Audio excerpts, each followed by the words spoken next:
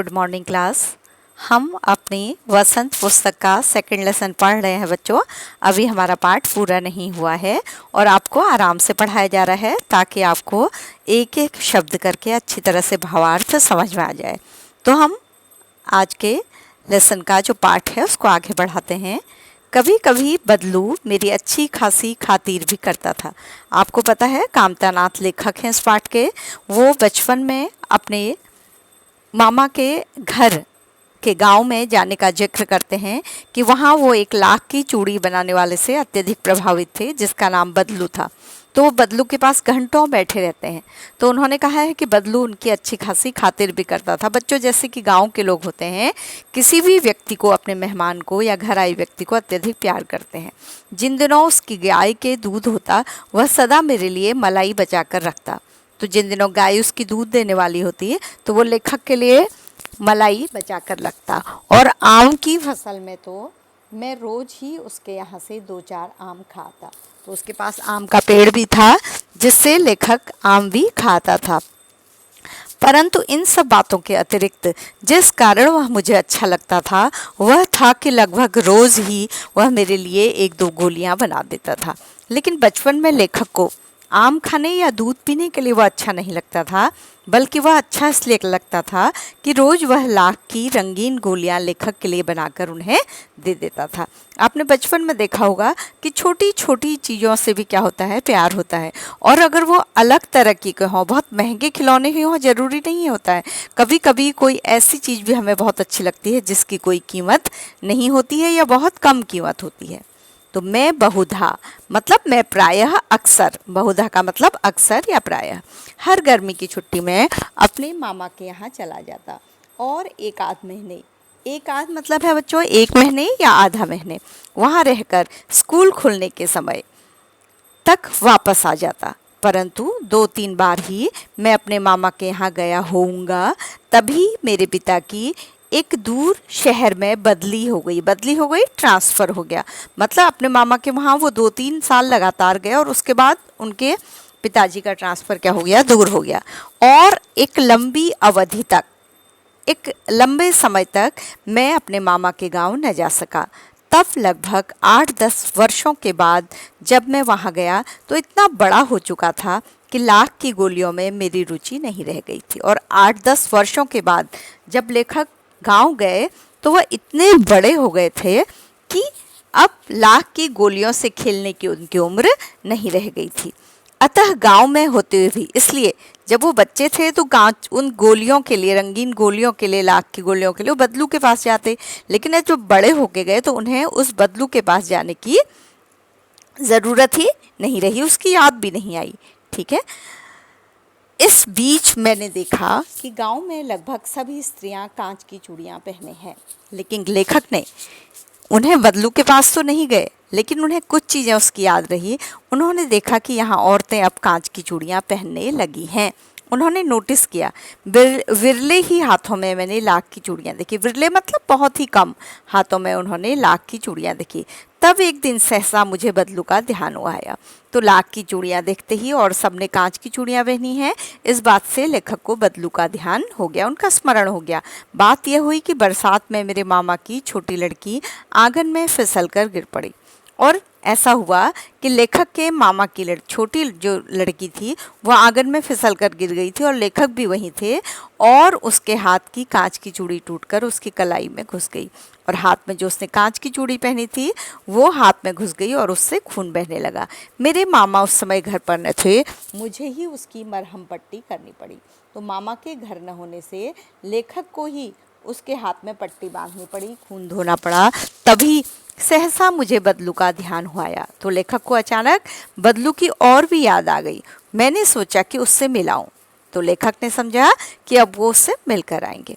अतः शाम को मैं घूमते घूमते उसके घर चला गया और शाम को लेखक सच में उसके घर चले गए। घूमते घूमते, चलते चलते बदलू वहीं चबूतरे पर नीम के नीचे घाट पर लेटा था। बदलू वहीं था, अपने चबूतरे के पास ही नीम के पेड़ के नीचे घाट पर लेटा हुआ था। आज वो काम नहीं कर रहा था। नमस्ते बदलू काका, मैंने कहा, क्योंकि वो बदलू काका कहता था। ये पाठ के प्रारंभ में दिया गया है। नमस्ते भैया। उसने मेरी नमस्ते का उत्तर दिया और उठकर खाट पर बैठ गया, परंतु उसने मुझे पहचाना नहीं और देर तक मेरी ओर निहारता रहा मतलब देखता रहा। तो गांव के लोग तो कभी कभी उससे मिलने आते होंगे, लेकिन आज एक अजनबी को उसने अपने सामने देखा, और वो वही लेखक है जो बचपन में उसके साथ बैठा करता था, ये वो पहचान नहीं पाया। तो तब लेखक ही ने बताया, मैं हूँ जनार्दन काका। जनार्दन काका कहा करता था वो। उसने कहा, मैं हूँ, आपके पास से गोलियाँ बनवा कर ले जाता था, तो आपके पास से मैं लाख की गोलियाँ बनाकर ले जाता था। मैंने अपना परिचय दिया। तो लेखक ने समझा कि ऐसा कहने से बदलू को क्या हो जाएगी, याद हो जाएगी। बदलू फिर भी चुप रहा। बदलू कुछ बोला नहीं, मानो वह अपने स्मृति पटल पर अतीत के चित्र उतार रहा हो। ऐसा लगा कि वह अपने दिमाग पर जोर देकर पुराने दिनों की याद कर रहा है। और एकदम बोल पड़ा, और एकदम उसे याद आ गई। आओ आओ लला बैठो। वह लला करके संबोधित करता था ना, लेखक को पहले भी बताया है। तो उसने कहा, आओ आओ लला बैठो, बहुत दिन बाद गाँव आए। तो उसे याद आ गया और उसने कहा, आज आप बहुत दिनों के बाद गाँव आए हैं। हाँ, इधर आना नहीं हो सका काका, मैंने चारपाई पर बैठते हुए उत्तर दिया। तो लेखक ने कहा, हाँ, मैं इधर आ नहीं पाया। कुछ देर फिर शांति रही। तो बदलू पहले की तरह न तो काम कर रहा था, न उत्साह में बोल रहा था। कुछ देर क्या हो गया, सन्नाटा हो गया। मैंने इधर उधर दृष्टि दौड़ाई। लेखक ने भी इधर उधर देखा। न तो मुझे उसकी मच्छियाँ नजर आई और न ही भट्टी।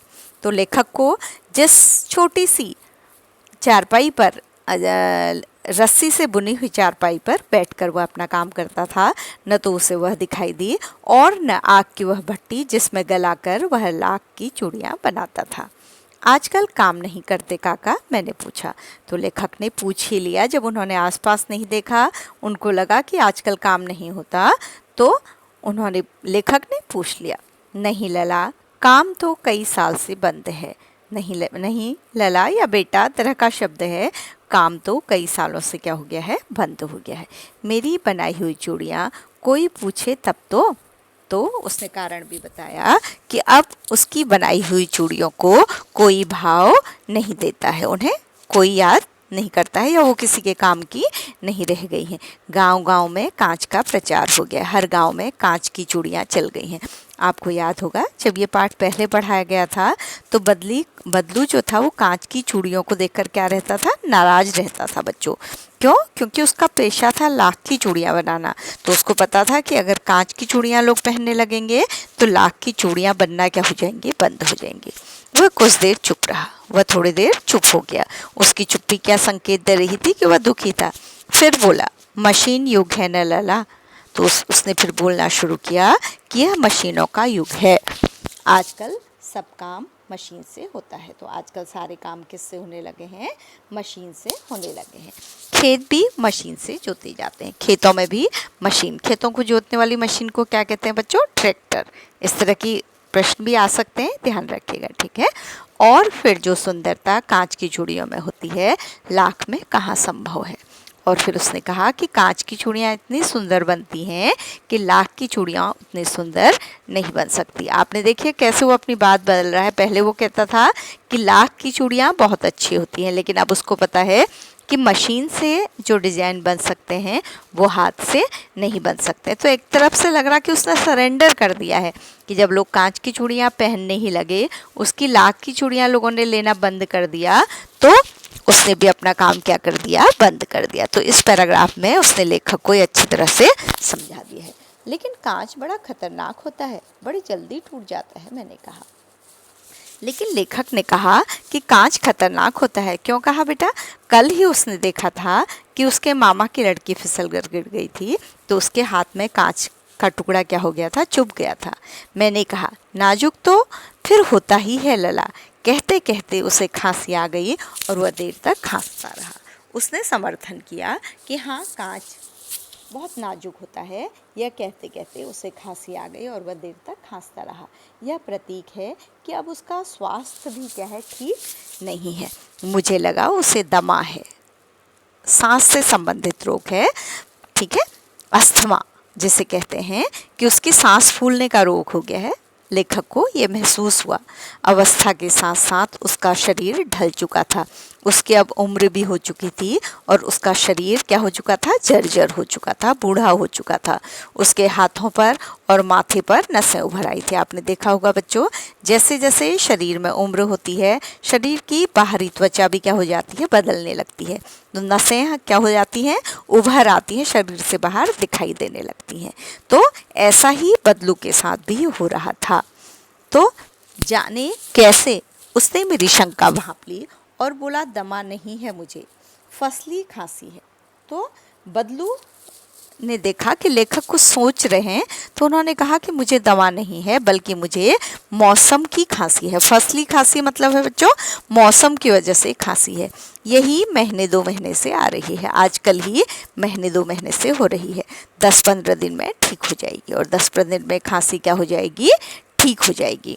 तो उसने लेखक को समझा दिया, क्योंकि वह समझ गया कि लेखक उनके बारे में सोच रहे हैं कि उनको क्या हो गई है, दमा की बीमारी हो गई है।